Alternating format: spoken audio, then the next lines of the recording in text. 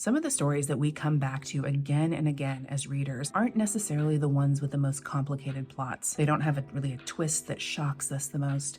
They're the ones with characters who are so interesting and dynamic that we want to go hang out with them again and again and again. It's the characters who've stayed with us long after we've closed the book. If you're new here, my name is Kelly. I'm with the Rogue MFA, and I'm going to teach you the lessons I taught at university without having to go asshole deep in debt. So if you want to create characters who are dynamic and fascinating and ones that your readers want to return to over and over, today we're going to talk about 3 ways to make that happen. Let's get into it. The first thing that we want to do is establish credibility. What I mean by credibility is immediately establishing the type of character that we're talking about.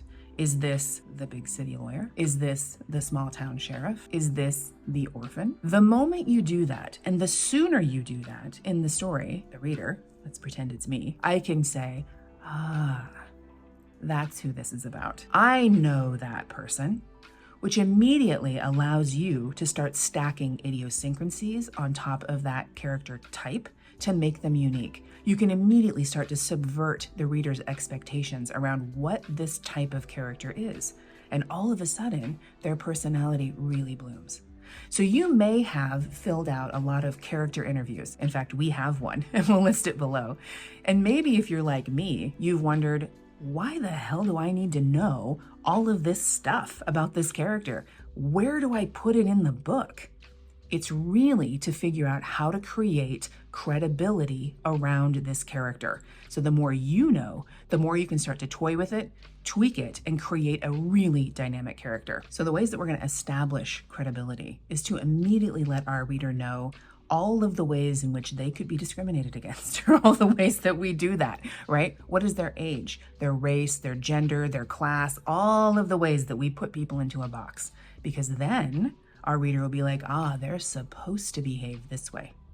They're supposed to do this kind of thing, which is gold for you to start to change and subvert. It also helps the reader understand what's reasonable for this character. How would they reasonably act? Which means you can create a very unreasonable character, which is probably why you want to know what their childhood traumas were.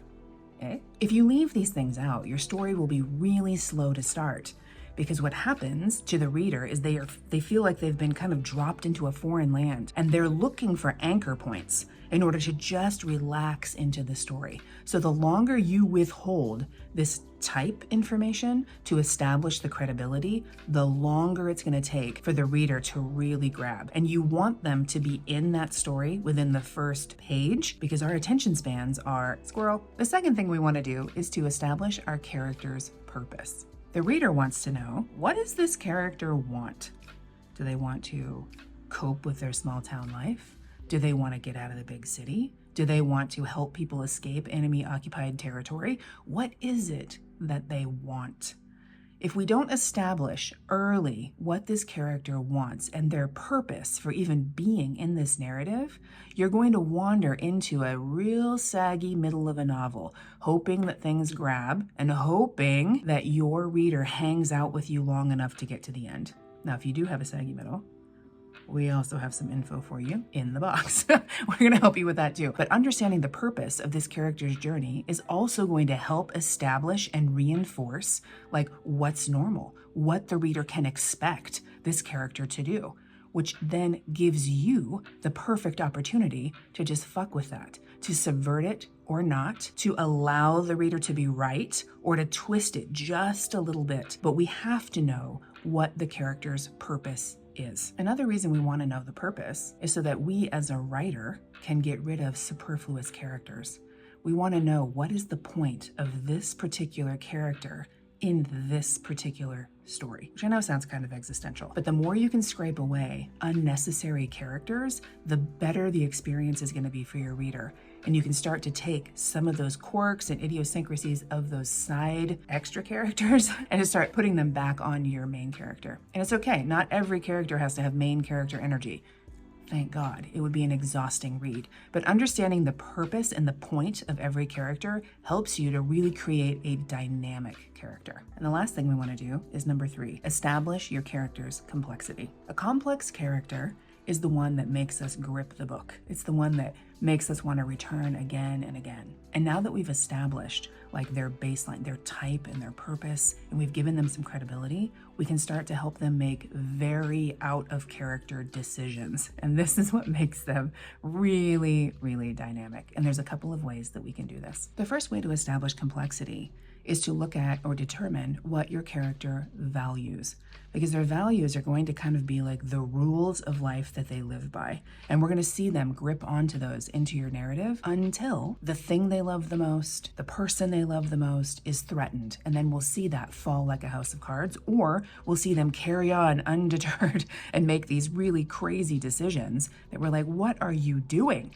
So understanding their values is going to help us to create that type of complexity. When they get rubbed up against, what does the character do? The second thing we want to do is to determine their beliefs, because again, we're going to rub up against this a lot. These are the things that they hold to be true about life. And the moment those true things become tested, we start to see how that character is either growing and changing their belief, or abandoning a belief completely, or being stuck in a place where they just don't know what to do. Do I let go of it? Do I push forward? We get to watch them struggle on the page, which is delightful because it creates a lot of nuance for that character and helps us as a reader to identify with them as a real person. Like, who hasn't struggled in this kind of way?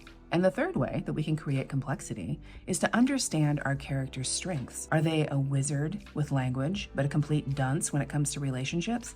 Showing them in a place where they should be doing, like they should be at their best, but they aren't, creates a really dynamic character for your reader to follow. Like, what happened there? Why? Your readers are not looking for the perfect hero or heroine. They're looking for someone messy, just like them. They're looking for somebody that they can say, wow, yep, we're all in this together. They're nuanced, they're complex, they make terrible decisions, just like me. And that's why we tend to go back to books again and again and again. It's to watch really ourselves in some way play out in this character. Now, I hope that helps. Your homework is to go back into your character interview, look at the ways where you've created the type, and look for ways that you can kind of subvert that or rub up against it. Have you created a purpose? Can you figure out what that is for them? And then in what ways can you create that complexity? What do they value? What do they believe? How can we like rub up against that in our plot and make it really difficult for them to stay the same? I hope that helps, and I'll see you next time.